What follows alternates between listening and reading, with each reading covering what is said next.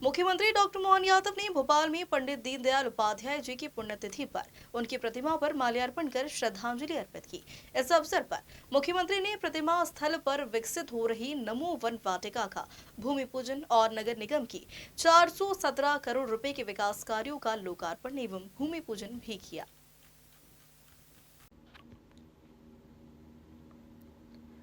मंगलवार को मुख्यमंत्री डॉक्टर मोहन यादव लाल घाटी पहुंचे, जहां उन्होंने पंडित दीनदयाल उपाध्याय जी की पुण्यतिथि पर उनकी प्रतिमा पर माल्यार्पण कर श्रद्धांजलि अर्पित की। इसके बाद प्रतिमा स्थल पर नमो वन वाटिका का भूमि पूजन किया।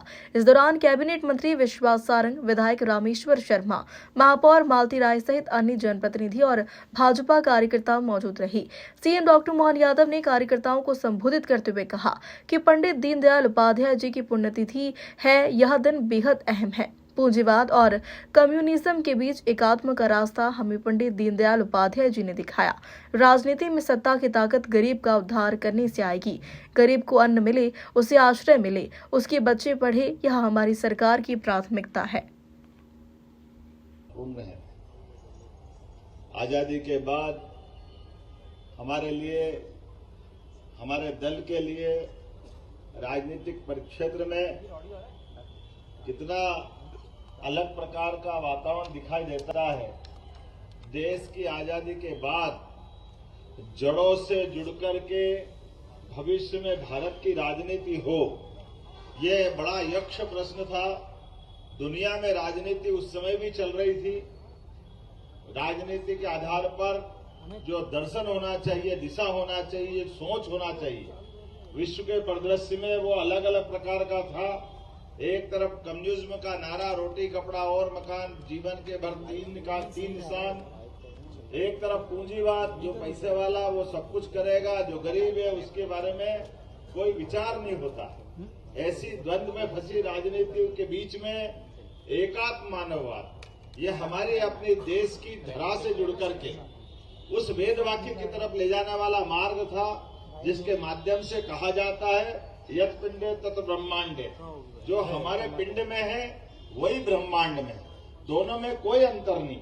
इसलिए जैसे शरीर के हर हिस्से के अंदर भोजन एक रूप से करते हैं, लेकिन सभी अंगों में समान रूप से ऊर्जा बटने के लिए, ताकत मिलने के लिए उसका बंटवारा बराबरी से परमात्मा ने इस पिंड के माध्यम से किया हुआ है। ऐसे ही परमात्मा के माध्यम से चराचर जगत में अपरा और परा दो प्रकार की दुनिया है, और अपरा के माध्यम से 5 महाभूत का हमारा ये संसार, और अपने लिए शरीर, मन, बुद्धि, आत्मा। तो आत्मा को परा में मान लिया और ये अपरा के हिस्से में आता है। और ऐसे में इस बीच के अंदर राजनीतिक क्षेत्र में राजनीति करना है, तो राजनीति करना किसके लिए? अपने जैसे शरीर के छोटे से छोटे अंग में भी चोट लग जाए तो उस अंग की चोट को ठीक करने के लिए पूरा शरीर का ध्यान जाता है, पूरा शरीर उससे बाहर नहीं आता। उसी भाव को अंगीकार करते हुए राजनीतिक क्षेत्र में आए, सत्ता की ताकत तो आना चाहिए, लेकिन सत्ता की ताकत सच्चे अर्थों में कब आएगी? जब हम गरीब से गरीब आदमी की जिंदगी में भला कर पाएंगे, उसके जीवन की बेहतरी के लिए काम कर पाएंगे। यशस्वी प्रधानमंत्री का जोरदार अभिनंदन करो, जिनके माध्यम से जो हमने कहा है वो करके दिखा रहा है। आप बताइए, पूरे देश के अंदर कोविड काल से लगाकर आज तक गरीब आदमी को निःशुल्क अन्न देना, ये वो भाव है जिस भाव के आधार पर हमने अपनी राजनीतिक धारा तय की। गरीब आदमी का भी मकान पक्का बनना चाहिए। गांव का आदमी हो, शहर का आदमी, कहीं का भी आदमी, उसके जीवन में उसका आश्रय एक हो जाए, उसके जीवन में कल्पना, उसके बच्चे पढ़े लिखे आगे बढ़े और जीवन के अंदर सभी प्रकार की व्यवस्थाओं का लाभ ले। अब तो और आगे बढ़ गए, प्राइवेट हॉस्पिटल के अंदर भी 5 लाख तक की जो सुविधा दी है, और 70 साल से बड़ी उम्र वाले, तो ये वही बात है, चिकित्सा, शिक्षा, आवास, भोजन, जो न्यूनतम आवश्यकता है किसी भी मनुष्य की, वो सारी आवश्यकताओं की पूर्ति होना चाहिए। आज के इस अवसर पर भोपाल में हमारे भारतीय जनता पार्टी के इस भरे पूरे मंच पर अभी भाई विश्वास सारंग जी ने बहुत अच्छी बात कही।